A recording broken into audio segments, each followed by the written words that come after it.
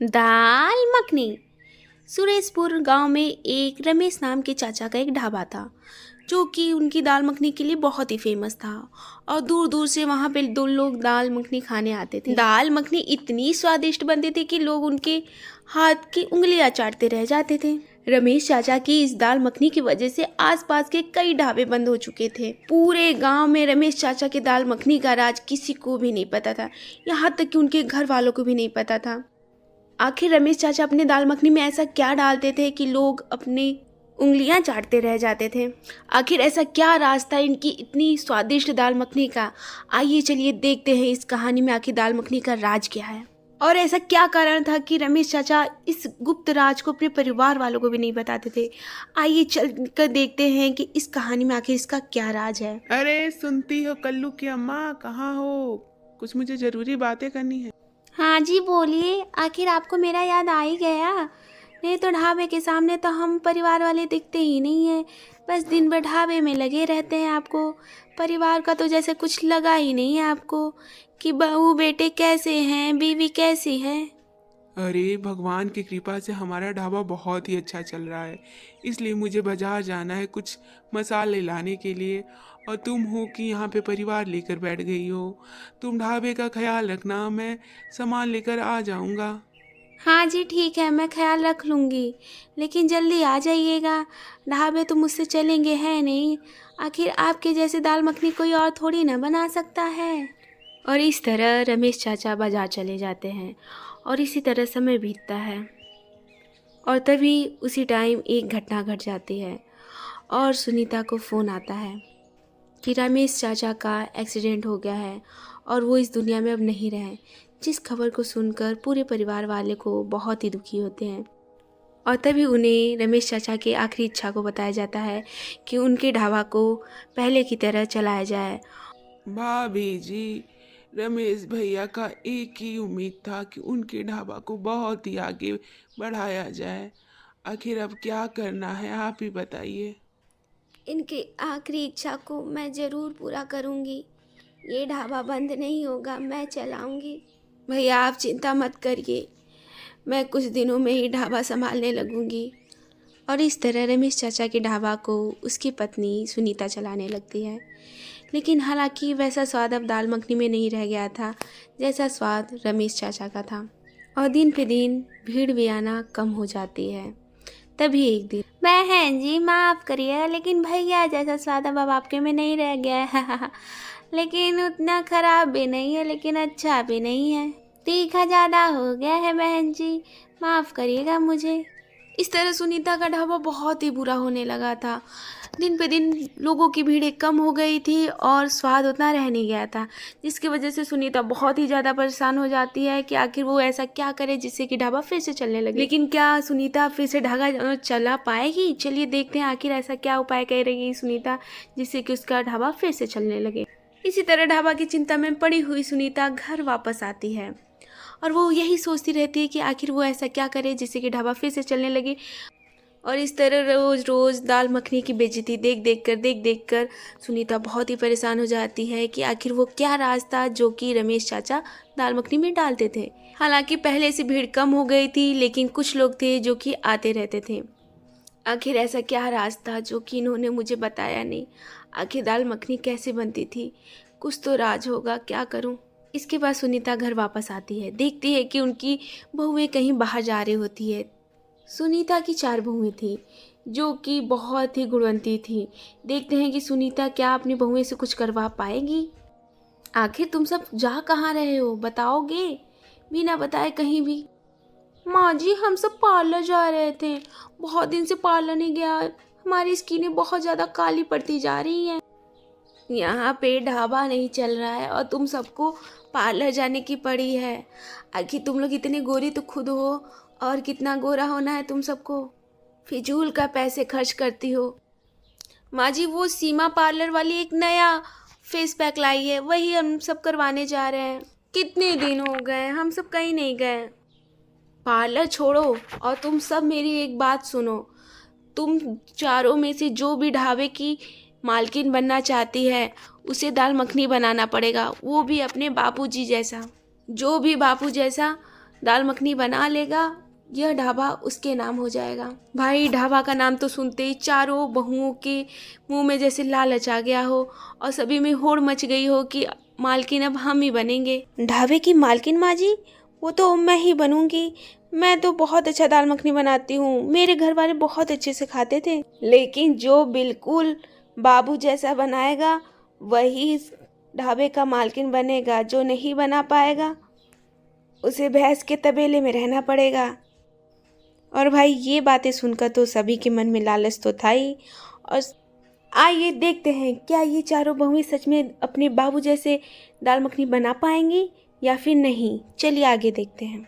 अब तो सारी बहुएं सोच में पड़ गईं कि आखिर वह ऐसा क्या करें जिससे कि दाल मखनी बिल्कुल बाबू जैसे लगे। इस सास बहू की दाल मखनी को देखने के लिए आप कहीं न जाएं, आगे जरूर आएगा। इस घर की तो बड़ी बहू हूँ मैं, और इस तरह तो ढाबे की मालकिन बनने का पूरा हक मेरा ही है। ऐसा दाल मखनी बनाऊंगी कि पूरा शहर मेरे दाल मखनी का दीवाना हो जाएगा। इस तरह से सारी बहुएं अपने मन में ही मन में ख्याली पुलाव पकाने लगती हैं। मैं तो पंजाबी दाल मखनी बनाऊंगी और देखेंगे कि कौन मुझसे जीत पाएगा।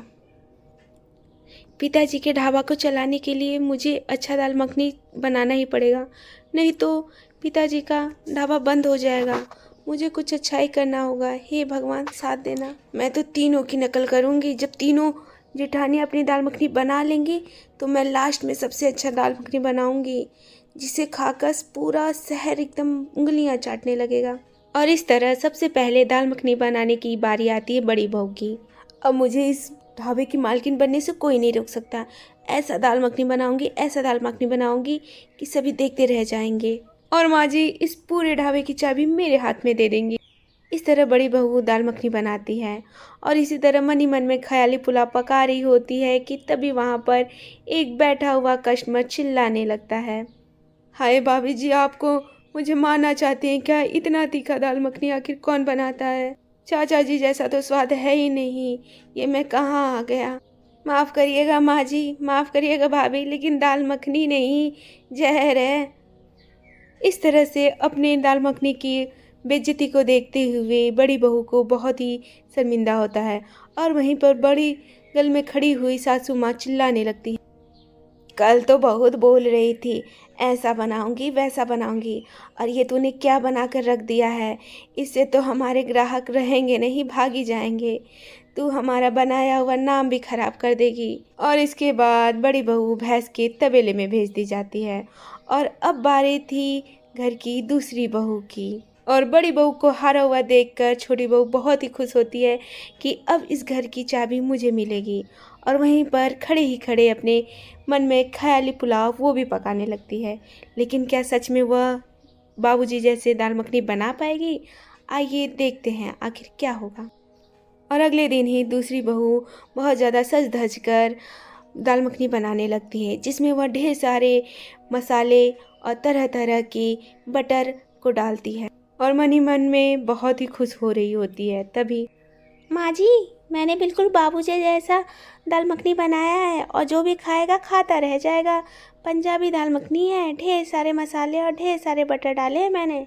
अब तो इस ढाबे की मालकिन मैं ही बनूंगी माँ जी, देख लीजिएगा। पहले ग्राहक को तो खाने दे बेटा, तब पता चलेगा कि तू अच्छा बनाई है कि तू बुरा बनाई है। और इस तरह दूसरी बहू भी बनाकर बहुत ही खुश हो रही होती है कि आखिर क्या होगा। ढेर सारे मसालों और बटर में बना हुआ ये दाल मखनी आखिर ग्राहक को पसंद आएगा या फिर नहीं। चलिए आगे देखते हैं। माँ जी ये क्या है? अरे भाभी, इतना ज़्यादा इसमें मसाले डाले हुए हैं। ये तो दाल मखनी नहीं, तेल ही तेल इसमें समझ में आ रहा है। ये बटर है कि क्या है? हे भगवान। सोने लिया बेटा, अपने दाल मखनी के बारे में फीडबैक मिल गया तुझे? तू भी बिल्कुल निठल्ली निकली, तुझे भी कुछ नहीं आता जाता है। बस ढेर सारे मसाले और ढेर सारे मक्खन झोंक दिए और तू समझ ली कि सबसे अच्छा दाल मखनी बन गया। अरे तू अपने बाबूजी जैसा कभी नहीं बना पाएगी। अब तू घर में नहीं रहेगी, तू भैंस के तबेले में रहेगी। और इस तरह से दूसरी बहू का भी दाल मखनी फेल हो जाता है और इस तरह बेइज्जती को सहते हुए बेचारी बहुत ही दुखी होती है और उसकी सासू माँ बहुत ही उसे सुनाती है। लेकिन क्या कोई बाबूजी के राज को जान पाएगा? आखिर दाल मखनी का क्या राज था? क्या किसी को पता चल पाएगा? आइए चलिए देखते हैं कि आखिर तीसरी बहू बना पाएगी या फिर नहीं। और अब बारी था घर की तीसरी बहू की, जो कि बहुत ही चालाक थी और अपने तीनों भाभियों की नकल से दाल मखनी बनाती है और मन ही मन में ये भी ख्याली पुलाव पका रही होती हैं कि इनकी भी दाल मखनी बहुत अच्छी बनी है और सबको बहुत पसंद आएगी। आखिर मैंने चुपके से अपने भाभीियों का दाल मखनी बनाते हुए देख लिया था और टीवी पे भी ढेर सारी रेसिपी देखकर मैंने दाल मखनी बनाया है। सभी को ज़रूर पसंद आएगा और अब इस ढाबे की चाबी तो मुझे ही मिलने वाला है। ऐसा कर, तेरा दाल मखनी बन गया है तो तू पहले मुझे चखा, तभी मैं ग्राहक को खाने के लिए दूंगी। रोज़ रोज़ तुम सब बेइज्जती कराती जा रही हो। हाँ माँ जी, जल्दी से लीजिए और खाइए। बहुत टेस्टी दाल मखनी बनाई है मैंने, सभी को ज़रूर पसंद आएगी। आखिर मैंने इंटरनेट से देखकर बनाया है। छी छी छी छी, ये कोई दाल मखनी है भला? तूने बनाई कहाँ से ये तूने देखकर बनाया है? इतनी खट्टी, बाप रे बाप। हे भगवान, मेरी सारी की सारी बहुएं निठल्ली हैं, मैं क्या करूं? अब मैं दाल मखनी कहाँ से बनवाऊंगी? तुम सबको बस अब एक ही जगह में रखना है, भैंस के तबेले में। तुम सब उसी के लायक हो। बस दिन पे दिन बस पार्लर निकल जाओगी और कुछ बनाने तो आता नहीं है और बनेंगी ढाबे की मालकिन। शकल से कोई ढाबे की मालकिन नहीं बन जाता है। और अब बारी थी घर की सबसे छोटी बहू की, रागनी की, जो कि एक समझदार लड़की थी और बहुत ही अच्छी थी। और तभी परेशान रागनी अपने पिताजी के बारे में सोचने लगती है और वो यही सोच रही होती कि ऐसा कोई तो राज है जो कि पिताजी छिपाए हुए हैं। और इस तरह रागनी अपने दिमाग के पहिए को चलाना स्टार्ट कर देती है और वह यही सोचने लगती है कि आखिर उसके पिताजी ऐसा क्या डालते थे। तभी सोचते सोचते उसे अपने पिताजी की बातें याद आने लगती हैं। अरे सुनीता, इतना स्वादिष्ट चाय बनाती हो, आखिर क्या डालती हो तुम अपने चाय में? अजी प्यार से बनाती हूँ। वैसे आप भी दाल मखनी बहुत ही स्वादिष्ट बनाते हैं, पूरा गांव आपकी दाल मखनी का दीवाना है। और वैसे आप क्या दाल मखनी में डालते हैं अपने? आखिर मैं आपकी पत्नी हूँ, मुझे तो बता ही सकते हो। मैं भी कुछ डालता हूँ मोहतरमा, इसी तरह नहीं स्वादिष्ट दाल मखनी बना लेता हूँ, कुछ गुप्त चीज़ें हैं मेरी। और इस तरह रागनी को अपने ससुर की कही हुई बातें याद आने लगती है और तभी वह अपना दिमाग दौड़ाना स्टार्ट कर देती है। तभी उसके अलमारी पर एक कोने में गुप्त मसाला के नाम से एक डिब्बी मिलती है, जिसे देखकर वह हैरान हो जाती है और वही मसाला अपने दाल मखनी में डालती है, जिससे कि दाल मखनी का स्वाद बहुत ज़्यादा बढ़ जाता है। और इस तरह रागनी अपने गुप्त मसाला की मदद से टेस्टी सा दाल मखनी बनाना स्टार्ट कर देती है, जिसका सुगंध दूर दूर तक फैलने लगता है और सभी को रमेश चाचा की दाल मखनी की याद आने लगती है। और देखते ही देखते ढाबे पे बहुत ज़्यादा भीड़ बढ़ने लगता है। तभी वहाँ पर रागनी की सास पहुँच जाती है और तभी वहाँ पर पहुँची हुई रागनी की सास दाल मखनी को टेस्ट करती है और उसका स्वाद बिल्कुल रमेश चाचा की तरह लगता है, जिसे खाकर वह बहुत ही प्रसन्न होती है। अरे रागनी, इसका तो स्वाद बिल्कुल तेरे पिताजी जैसे लग रहा है, बिल्कुल ऐसा लग रहा है कि वही बनाए हो। आखिर तुम्हें इसका राज मिला कहाँ से? इस दाल मखनी में तो बहुत स्वाद है बेटा, बिल्कुल तेरे पिताजी जैसा है। ये तो पिताजी के गुप्त मसाले का कमाल है माँ जी, ये मेरा कमाल नहीं है। ये तो उनका एक गुप्त मसाला रखा था, उसी को मैंने डाला और यह दाल मखनी इतना स्वादिष्ट बन गया है। इस तरह पूरा ढाबा रागनी के नाम हो जाता है और वहीं पास में खड़ी हुई तीन बहुएं का मुंह बन जाता है कि काश उन्होंने भी अपना दिमाग यूज कर लिया रहता।